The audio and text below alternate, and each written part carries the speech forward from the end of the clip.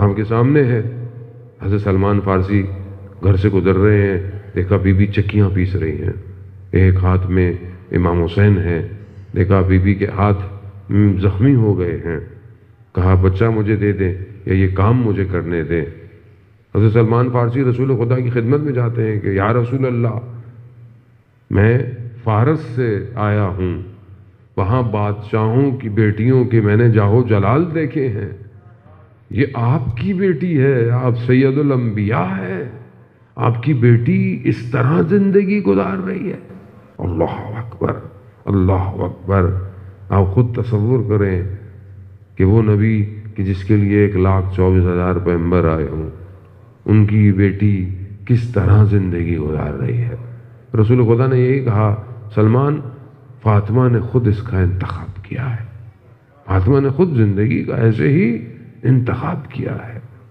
اور جب مولا کائنات کے کہنے پر کہ آپ جائیے اپنے بابا سے کہیے کہ آپ اتنا تھکتی ہیں، خوب یہ تحمل یعنی گھر کے کام، یعنی بیوی کی بچوں کی پرورش کرنا، گھر میں کام، یہ کیا سکھاتا ہے، کہ کیا پیغام دیتا ہے کہ خاتون کو اپنے گھر کے کاموں میں تحمل چاہیے، صبر چاہیے، اور یقیناً صبر تحمل کرنا پڑتا ہے۔ آج آپ کے سامنے ہے، بچے کی تربیت کرنا آسان نہیں ہے، بچے کے ساتھ مشکلات میں رہنا، گھر کے اندر مشکلات میں رہنا، اور بہرحال ہر کسی کی زندگی کے زاویے الگ الگ ہیں، گھر میں مشکلات ہیں، کبھی شوہر کا اخلاق اچھا نہیں ہے، کبھی اور مشکلات، خوب یہ صبر استقامت کرنی پڑتی ہے تبھی گھر بنتا ہے۔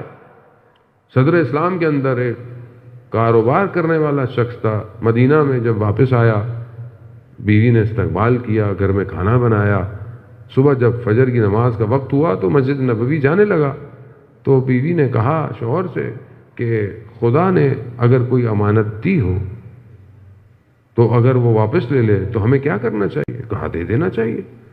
کہا جو ہمیں خدا نے بچہ دیا تھا وہ کل انتقال کر گیا، لیکن آپ اس خاتون کا صبر دیکھیں، شوہر باہر سے آیا، اس نے اس کے اوپر اثرات مرتب نہیں ہونے دیے، کہا اس کا انتقال ہو گیا ہے، آپ رسول خدا کے پاس جائیں، ان کو نماز کے بعد واپس لائیں تاکہ بچے کو دفنایا جائے۔ پھر رسول خدا کو بتایا، انہوں نے دعا دی بچے کو دفنانے کے بعد کہ خدا تمہیں بہترین اولاد عطا کرے، اور وہ اولاد عطا ہوئی، اور مولا کائنات کے رقاب میں شہادت پہ پہنچا وہ جوان۔ وہ جانے تم صبر اور استقامت ہے۔ آج بعض اوقات معاشرے میں صبر نہیں ہے، کبھی بہت خدا نخواستہ کسی کے اولاد نہیں ہوتی، تو آپ اپنی طرف سے علاج کریں، کچھ بھی کریں، اگر خدا کی تو خدا کی مصلحت ہے، صبر اور استقامت چاہیے۔ کسی کی اولاد مریض ہے، کسی کی اولاد بیمار ہے، صبر استقامت چاہیے۔ زندگی میں سختیاں ہیں، تحمل چاہیے، مگر بی بی زہرا سے زیادہ تو زندگی میں کسی کی سختیاں نہیں آئیں، ہمارے لیے رول ماڈل انہی کی ہستی ہے، تو کس طرح اپنے گھر میں صبر ہے۔ مولا کائنات نے کہا کہ جائیے اور اپنے بابا سے کہیے کہ آپ کو ایک کنیز دے خدمت کے لیے، ایک کام کے لیے۔ یقیناً سخت دور تھا، رسول خدا کے پاس نہیں تھا اتنا۔ آپ جانتے ہیں کہ جب مدینہ میں آئے ہیں تو لوگ کس طرح رہتے تھے، کس طریقے سے گزارا کرتے تھے۔ رسول خدا نے کہا کہ بیٹی یہ نہیں ہے، مگر میں اس کے بجائے آپ کو ایک ایسی چیز ہے، ایک ایسا تحفہ، ایک ایسا ہدیہ عطا کروں گا جو اس سے زیادہ افضل اور قیامت تک کے لیے۔ اور کیا دیا؟ یہ جو ہم تسبیح پڑھتے ہیں، تسبیح حضرت زہرا سلام اللہ علیہا، یہ رسول خدا نے بیٹی کو عطا کی، اور یہ اس تسبیح کہ آپ نے یقیناً چھٹے امام کیا فرماتے ہیں کہ اگر کوئی نماز کے بعد اس تسبیح کو پڑھے تو 1000 نوافل کے برابر اس کے درجات ہیں۔ تسبیح نا